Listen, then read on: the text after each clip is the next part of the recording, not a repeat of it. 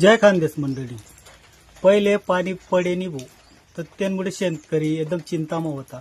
आता पडना तर असा पडना त्यांनी की सर्व सत्यानाश कर दिना.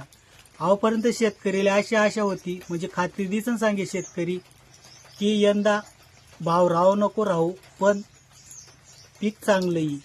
पण एकच पाणी पुरा सत्यानाश कर टाका, काहीच ठेवणी पुरं लंबलाई दिन साधा खर्च नाही करत शेतकरी. त्यामुळे ना भाऊ सोनी आत्याने पिढीनी अशी परिस्थिती झाली की शेती करीसनी मालक व्हापेक्षा कुठेतरी नोकरी करीसनी नोकरदार व्हावं पसंत करी राहणं.